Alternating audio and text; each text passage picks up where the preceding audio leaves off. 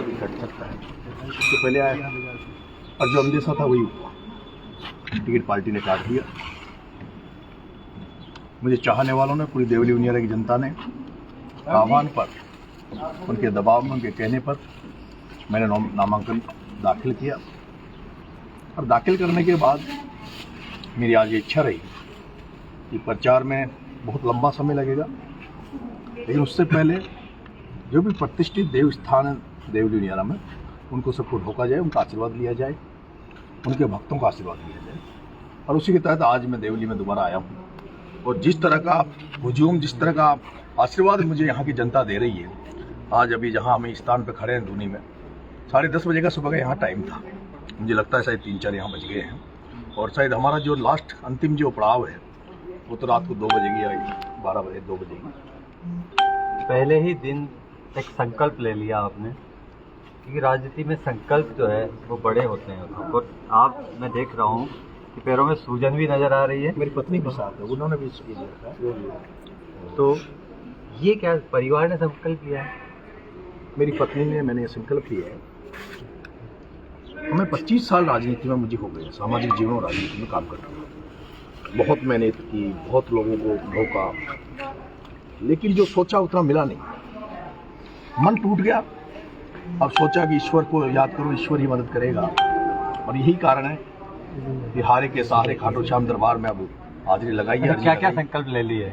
और खाटू बाबा से भी के दरबार में भी मैंने तो अर्जी लगाई है कि बाबा अगर मेरी पार पड़ जाएगी तो मैं चुनाव जो जीतूंगा तो टोंक में जो काउंटिंग होगी, काउंटिंग होने के बाद किसी नेता के दर पे नहीं जाएंगे, किसी पार्टी के दर पे नहीं जाएंगे, सीधा टोंक से सीधा पैदल यात्रा बिना उगाने पेड़ खाटू दरबार के यहाँ खाटू श्याम जी जाऊंगा। अच्छा, आज आप जो है पैदल चल रहे हैं, बिना चप्पलों चल रहे हैं, या प्रचार के दौरान जो है? देखिए, मैंने शपथ लिए, मैंने उकलाना में देलवाड़ महाराज के मैंने दर्शन करके ये स्टार्ट करी थी।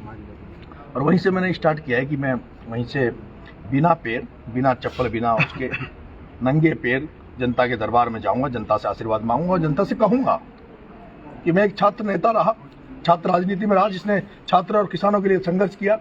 लेकिन उन्होंने, पार्टियों ने मुझे धोखा दिया, पार्टियों ने मुझे कभी पहचाना नहीं, मेरे संघर्ष को नहीं पहचाना। खास जनता मेरे संघर्ष को पहचाने, जनता मुझे पहचाने, मेरे बैकग्राउंड को पता करे, मेरा हिस्ट्री पता करे, और उसके बाद मेरे पे विश्वास करके मुझे आजमाए। नरेश जी, हनुमान बेनीवाल से बात हो गई आपकी, रविंद्र भाटी का भी एक बयान सुनने को है। किन किन नेताओं ने आश्वस्त कर दिया है इस लड़ाई को लड़ने में आपका साथ देने के? देखिए, मैंने पहले दिन ही कहा, मैं कभी भी बिना सबूत कोई बात नहीं करता। मैंने भाई साहब हनुमान जी से बात हुई, आपके सामने हनुमान जी भाई साहब ने अपनी बात रखी। मैंने भाई रविंद्र भाटी से बात की, आज उन्होंने भी अपना स्टेटमेंट जारी कर दिया है। मेरी राजकुमार रोहत और चंद्रशेखर के मामले में भाई साहब हनुमान जी बेनीवाल की उनसे बात हो रही है। और जल्द ही, ये दिवाली के बाद हम इस चुनाव प्रचार को रंग देंगे। ये तो केवल आज तो केवल देव दर्शन के माध्यम से जनता का भी आशीर्वाद मिल जाए, देवताओं का भी आशीर्वाद मिल जाए, इसलिए हम यहाँ पे आए हैं। दिवाली के बाद हम मुख्य रूप से प्रचार प्रसार में लगेंगे। अभी क्योंकि 28 का लास्ट डेट है। अभी तो बहुत सारे लोगों को, जो मेरा 2 साल में लोकसभा चुनाव को देखकर बहुत सारे लोग असमंजस में पड़े हुए हैं कि कहीं नरेश मीणा बैक तो नहीं हो जाएगा, नरेश मीणा टिकट तो वापस नहीं, फॉर्म तो वापस नहीं ले लेगा। तो मैं कल, लास्ट डेट है, उसके बाद 30 तारीख को हमें वो मिलेगा, सिंबल मिलेगा। सिंबल मिलने के बाद मैं दिवाली में यहाँ देवली उनियारा की धरती पर मनाऊंगा। दिवाली पर मेरा मन है कि मैं अकेला ही, जो भी बड़े शहर हैं जैसे देवली कस्बा है, कस्बे की प्रत्येक व्यापारी की दुकान पर ढोक दूंगा। वहाँ की प्रत्येक चाय थड़ी, जितने भी वहाँ पे मकान है, हर घर पे जाके देवली में मैं ढोक देके, और दिवाली का देवली में ही दिवाली मनाने का मन है। नरेश मीणा आजकल भावुक बहुत हो रहे हैं जी। एक आक्रामक छवि जो है, बुलंद आवाज जो है, कहीं भावुक हो जाती है। आखिर जो है ज्यादा टूट गए हैं, यही मान लीजिए। मेरे पास बहुत ताकत रही है शुरू से, मुझे यूथ का बहुत सपोर्ट रहा है। और मैंने बस 23 मुकदमे लगे हुए। 23 मुकदमे खाने का मतलब, जेल जाने का मतलब ये तो नहीं है ना कि मैं डरता तो नहीं है। और जब मेरे पास इतनी ताकत हो, मुझे जेल जाने से नहीं डर नहीं लगता हो, तो मैं जमीनों पे भी कब्जे कर सकता था, मैं गलत काम भी कर सकता था, मैं उसका दुरुपयोग भी कर सकता था ताकत का, लेकिन मैंने दुरुपयोग नहीं किया। आज भी मैं जयपुर में किराए के मकान में रहता हूँ। मैं अपने घर में से कमा के लाता हूँ, मेरे खेती बाड़ी से कमाता हूँ, मेरा पेट्रोल पंप वहाँ से कमा के लाता हूँ, और मैं जयपुर में आके खर्च कर जाता हूँ। टूट गए। अब मेरे बच्चे परेशान हैं, मेरे घर वाले परेशान हैं। कब तक बर्बाद रहूँ इस राजनीति? और जो राजनीति हम देख रहे हैं, राजनीति केवल पैसे वालों की हो गई। ये तो मैं किस्मत वाला हूँ कि आज मेरे पास 1 रुपया नहीं है, खाली हाथ निकला हूं, उसके बाद भी सैकड़ों गाड़ियां मेरे साथ, जो युवा साथी हैं, जो साथ साथी हैं, जो बेचारे अब जो ठीक ठाक जगह है वो मेरे लिए लगे हुए हैं। जिस तरह से जनता जनार्दन का आशीर्वाद मुझे मिल रहा है, मुझे भरोसा है कि अब कम से कम जनता मेरे पे विश्वास करेगी। नरेश मीणा ने नामांकन भरा, 13 लोगों ने अब तक नामांकन भरा है, लेकिन त्रिकोणात्मक मुकाबला हमें नजर आ रहा है। मुकाबला राजेंद्र गुर्जर से है, कस्तूरचंद मीणा से है, क्योंकि आपने जो है 13 के बीच में जो 3 का जो मुकाबला नजर आ रहा है, उसमें 5 का बड़ा एक फिगर सामने निकल के आ रहा है। जब नॉमिनेशन करने आते हैं तो 5 लोग आते हैं परिवार के, और पोस्टर भी जो जारी होता है हम 5 साथ साथ है। तो ये 5 का जो सियासी, ये पांडव जो है, 5 पांडव, एक फीलिंग आ रही है अंदर से। बिल्कुल सही बात कही आपने। कौरवों और पांडव और कौरवों का जो युद्ध था, उसमें कौरवों की तरफ बहुत सारे लोग थे, भीष्म पितामह, द्रोणाचार्य, कृपाचार्य, विदुर, और एक तरफ पांडव थे। 5 पांडवों ने पूरी कौरवों की सेना को हरा दिया था। ये कांग्रेस और बीजेपी कौरवों की सेना है, जिसमें चाहे भीष्म पितामह भजनलाल को मान लो, द्रोणाचार्य अशोक गहलोत को मान लो, लेकिन 5 पांडव हनुमान बेनीवाल, भाई रविंद्र जी भाटी, भाई राजकुमार जी रोत, चंद्रशेखर आजाद और नरेश मीणा, अरे 5 पांडव ही नहीं है हमें। और जिस तरह का सपोर्ट मिल रहा है भाई, मेरे वो कल मेरी बात हुई चंद्र प्रकाश सैनी, जो माली समाज के। एक सवाल करना चाहूंगा कि 5 पांडवों की बात होगी, श्री कृष्ण कौन है? अब देखिए, ये जो यूथ है, जनता है, ये सब हमारे लिए तो भगवान है, श्री कृष्ण है।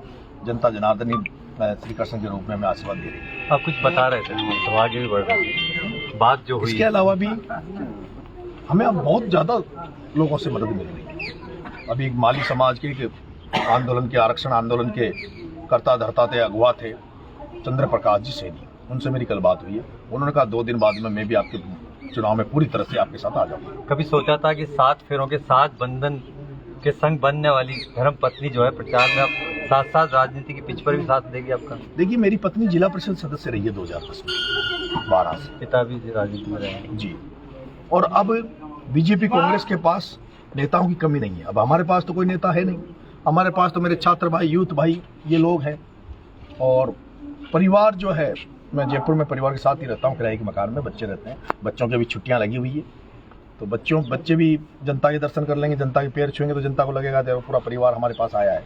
तो कहीं कहीं से मैं, ये प्रचार का दौर शुरू होगा, दिवाली मनाएंगे जनता के बीच में, लेकिन अब सबसे महत्वपूर्ण बात यह है कि जनता के दिलों पे नरेश मीणा राज करने की कोई खास रणनीति लेके आया है कि जनता जो है नरेश मीणा की बात को सुने, समझे और उसका साथ दे। देखिए, मैंने 25 साल मुझे बिना पद बिना ओहदे के रहते हुए हो गए।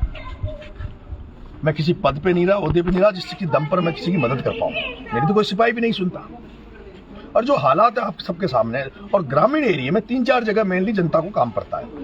जनरली थाने में काम पड़ता है, तहसील में काम पड़ता है, बिजली घर में काम पड़ता है और पटवार घर में काम पड़ता है। और इन चारों जगह पे नेता बंदी लेते हैं। इस तरह के इस जो ऑफिशियल जो भ्रष्टाचार होता है, इसको खत्म करेंगे। मैंने यहाँ बजरी का एक बड़ा कारोबार यहाँ पे बड़े नेता करते हैं, जिन नेताओं के बजरी माफियाओं से संबंध है, जिन बजरी माफियाओं को एमएलए सांसद संबंध है, उनके तो ट्रक चलते हैं, डंपर चलते हैं, जेसीबी चलती है। और एक आम किसान को, एक साधारण परिवार के व्यक्ति को अगर अपना मकान बनाना, अपने घर में बजरी चाहिए, तो उसको एक ट्रॉली बजरी नहीं मिलती। यहाँ मैंने देखा, यहाँ बिशलपुर का डैम है बड़ा, यहाँ से पानी, अरे वाह बेटा, यहाँ पे एक बिशलपुर का डैम है, पानी जयपुर जा सकता है, अजमेर जा सकता है। और देवली उनियारा में कई गांव ऐसे देखे जो अभी भी पेयजल के पानी के लिए तरस रहे हैं। कई खेत ऐसे जो नहर के पानी को ढूंढ रहे हैं। इन सारे लोगों के लिए मैं लड़ूंगा। आपने देखा होगा, मैंने 12 में किसानों के लिए आंदोलन किए, और जिस तरह से मैंने किसानों के लिए आंदोलन किया, वहाँ उसका बहुत ज्यादा फायदा किसानों को मिला। मैंने जब आंदोलन किया तो 81 करोड़ रुपए 12 के किसानों को बीमा के पैसे मिले। मुझे नहीं लगता कि देवली उनियारा में किसी नेता ने आज दिन तक ये कहा होगा कि किसानों को बीमा के पैसे भी मिलते हैं। अगर भगवान की दया से यहाँ के किसानों ने, यहाँ के युवा साथियों ने अगर नरेश मीणा को एमएलए बना दिया, तो यहाँ के किसानों की फसलें टाइम टू टाइम पर मंडी में समर्थन मूल्य के कांटों पर चलेगी। 3,02,700 इस मतदाताओं से नंगे पैर वोट की अपील करने के लिए निकल चुके हैं सेवक बनके। किस तरह की उम्मीद है इस जनता से? पूरा भरोसा और पूरा उम्मीद है, जिस तरह का आज मुझे आशीर्वाद मिला है। और मेरे ये यूथ और छात्र जो भाई हैं, इन पर मुझे भरोसा है। मैंने इनको एक टारगेट दिया कि दिवाली के बाद जो भी छात्र युवा साथी जो मेरे से जुड़े हुए हैं, प्रचार कर रहे हैं, और प्रत्येक दिन सुबह उठते ही कम से कम 100 माता बुजुर्गों के पैर छुएंगे और पैर छुएंगे, उनसे आशीर्वाद मांगेंगे और उनके पैर चबी छोड़ेंगे जब उनसे उनका आशीर्वाद मिल जाएगा। वो हमें विश्वास है कि जब ये अभी शायद बुजुर्ग लोग अभी हमें नहीं पहचाने, जो छात्र युवा तो हमारे साथ आ गए हैं, थोड़ा टाइम लगेगा 2-4 दिन के अंदर अंदर, लेकिन जैसे जैसे यूथ और जो छात्र साथी उनको हमारे पुराने जो इतिहास बताएंगे तो 100% यहाँ के बुजुर्ग भी हमें पहचानेंगे। अभी बीजेपी खुश हो रही है, आपके शब्द मेरे नहीं। बिल्कुल बिल्कुल। लेकिन यही बीजेपी हो सकता है फिर बाद में जो एक आज की स्थिति में कांग्रेस खत्म हो गई है। और आपने शायद, आपको ध्यान नहीं होगा, गहलोत साहब और डोटासरा जी यहाँ आए थे सभा में, उस सभा में आप भी पहुंच गए, और उस मंच का क्या हाल हुआ तो आपको शायद ध्यान नहीं है। उस सभा में आप भी पहुंच गए। हम पहुंचे थे बिल्कुल, ये दिखाने के लिए कि हमने टिकट मांगा था, बिना तैयारी के। आपके यहाँ देख लो, गहलोत साहब को दिखाने गए थे, डोटासरा जी को दिखाने गए थे कि ये जिस सभा में आप आए हो उसी सभा में से नरेश मीणा अपनी भीड़ ले आता है, अपने समर्थक ले आता है। जिस सभा में अशोक गहलोत साहब आए, डोटासरा आए, वो सभा पैसों की दम पर बुलाई गई भीड़ थी। और जब नरेश मीणा वहां पहुंचा, जब उनको पता लगा कि नरेश भी यहाँ है, और जब मैंने वहां उनकी पोल खोली टिकट देने वालों की, सारी भीड़, आधी भीड़ उसमें से उठकर नरेश मीणा के साथ चल दी। पूरा देवली उनियारा में बीजेपी कांग्रेस को कार्यकर्ता नहीं मिलेंगे। और मैं बता देना चाहता हूं, जैसे जैसे हम आगे बढ़ेंगे, ये बात सही है, टक्कर हमारी राजेंद्र गुर्जर से रहेगी, लेकिन जीत का मार्जिन भी बहुत बड़ा रहेगा। जिस तरह से रविंद्र भाटी का जीत का मार्जिन था, जिस तरह राजकुमार राउत का मार्जिन था, उसी तरह बड़ा मार्जिन से चुनाव। कहीं ऐसा तो नहीं कि राजेंद्र गुर्जर भी चप्पल में चलते तो आपने सोचा कि मैं तो चप्पल भी उतार देता हूं? मुझे ध्यान नहीं, मैं ज्यादा उनके बारे में ज्यादा पता नहीं है। मुझे इतना पता है राजेंद्र गुर्जर के बारे में कि वो भारतीय जनता पार्टी से यहाँ टिकट लेके आए। इससे पहले वो बीजेपी से यहाँ MLA रहे, पर यहाँ पिछली बार कर्नल किरोड़ी लाल जी भैंसला के बेटे विजय भैंसला जी चुनाव लड़े थे, और विजय भैंसला जी जब भारतीय जनता पार्टी से टिकट मिले थे तो राजेंद्र गुर्जर कहीं भी जनता को नजर नहीं आया था।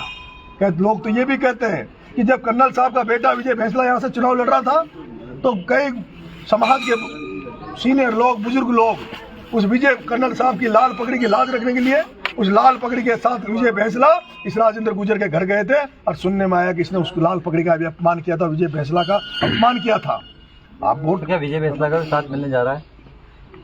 देखिए, वो बीजेपी में है और मुझे लगता है संपर्क में है। मुझे लगता है कि जो अपमान उनका हुआ, उनका जो आपकी बात हुई है? नहीं, मेरी कोई बात नहीं। उम्मीद कर रहे हैं कि बात हो। बिल्कुल उम्मीद है, वो उन सबका आशीर्वाद मुझे मिलेगा। प्रभुलाल सैनी जी का जो अनादर हुआ उसका आशीर्वाद मुझे मिलेगा।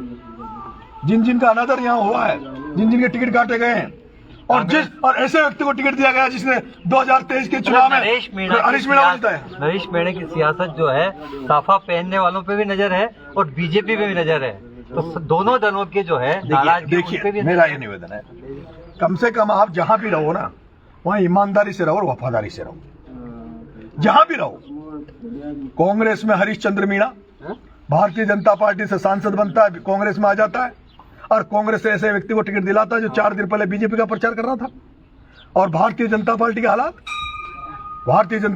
जो राजेंद्र गुर्जर जो पिछली बार यहाँ बीजेपी को हरा रहा था, विजय भैंसला को हराकर हरीश चंद्र मीणा की मदद कर रहा था, उस हरीश चंद्र मीणा का इतिहास गुर्जर समाज अच्छी तरह जानता है। गुर्जर आरक्षण आंदोलन के बारे में पूरा गुर्जर समाज जानता है कि हरीश चंद्र मीणा कौन था, जब वो DG था, जब आरक्षण की लड़ाई चल रही थी, और उसने किस तरह से क्या कार्रवाइयां करी थी।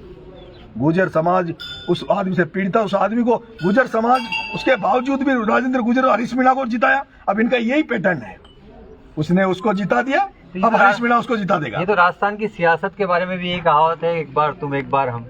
उसी को तो चेंज करना चाहते हैं हम। ये जो 5 पांडव मिले ना, ये उसी को चेंज करने के लिए इकट्ठे हुए हैं। ये इकट्ठे केवल विधानसभा चुनाव के लिए इकट्ठे नहीं हुए, इस पर तो नजर है ना, ये विधानसभा चुनाव के लिए नहीं है। अगर भगवान की दया से नरेश मीणा अगर विधायक बन गया देवली उनियाल से, तो 2011 में मैंने यूनिवर्सिटी में एक 3rd मोर्चा बनाया था। जो 3rd मोर्चा की कल्पना हम करते हैं, जो सपना हम देखते हैं राजस्थान में, अगर नरेश मीणा MLA बन गया तो ये तय मान लो कि 3rd मोर्चे की सरकार 2028 में राजस्थान में बनेगी, और जिसके अगुवा होंगे भाई साहब हनुमान जी बेनीवाल, उसमें सेनापति होंगे भाई रविंद्र भाटी, भाई राजकुमार राउत, भाई नरेश मीणा, और हम जैसे जो लड़ाके जिन्हें बीजेपी कांग्रेस स्थान नहीं दे रही, उन सबका मैं तो अभी स्वागत करता हूं। छोड़ो बीजेपी कांग्रेस, मैं विजय भैंसला जी से निवेदन करना चाहता हूं, कुछ नहीं देगी कांग्रेस बीजेपी। उसके कन्हैया कुमार को कांग्रेस ले गई, 2 बार बिहार में हरा दिया, दिल्ली में हरा दिया। विजय भैंसला जी, आप तो उस कर्नल साहब के वंशज, कर्नल साहब के बेटे हो, जिसने पूरा हिंदुस्तान जाम कर दिया था।